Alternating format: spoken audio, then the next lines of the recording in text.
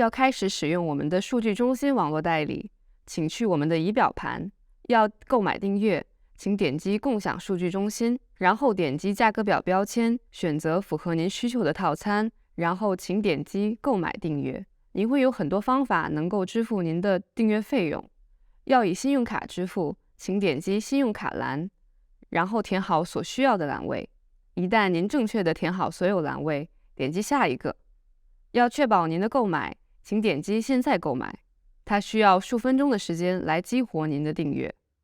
如果您想用 Smart Wallet 来付款，请点击充值金额，使用滑块来选择一个数额，以便足够支付您的套餐的价格。假如您不想要每个月都充值您的钱包，就为您的账户充值更多，那我们会扣除您所需要的数额，自动更新您的订阅。一旦您对自己的选项感到满意，点击继续付款。您能够以几种方式来充值，通过信用卡、PayPal 或银行转账。在您成功为钱包充值后，使用其中一个可用的付费方法，您的订阅将在数分钟内激活。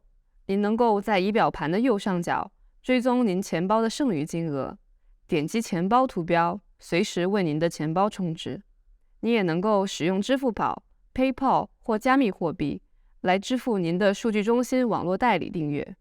要开始设置您的数据中心网络代理，到代理设置标签去。首先，您将看到身份验证方法栏位。要验证您的代理服务器，创建一个用户名与密码，点击创建。假如您想为用户设置流量限制，点击 Gigabyte 旁边的小方块图标。一旦您对数额感到满意，点击复选标记。您可以点击密码旁边的方块图标，随时更改用户的密码。然而，您无法编辑现有用户的用户名，因为您必须删除您的现有用户，然后创建一个新的账户。假如您创建的用户不够了，可以点击购买更多按钮来增加更多用户。选择您想要的方法，点击添加。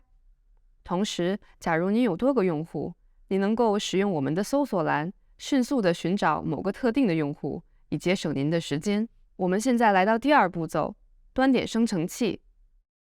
输入您在验证方法那边创建的同样的用户名及密码，然后选择您的代理服务器位置。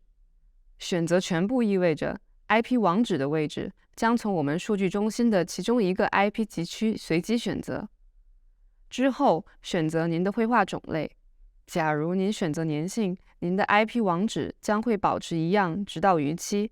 Smart 代理的数据中心网络代理绘画能够持续30分钟。假如您选择轮换，您的 IP 网址将随着每一个连接要求自动更换。现在选择您喜欢的输出格式。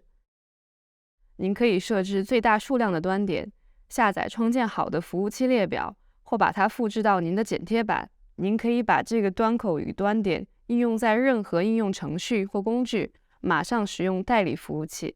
这里有一个范例，示范了当您使用数据中心的美国轮换端口时，一个简单的 Curl 命令的界面。如您所见， IP 网址随着每一个要求更改，意味着此测试很成功。要获得如何整合我们的代理服务器的指南，请浏览我们的文件区。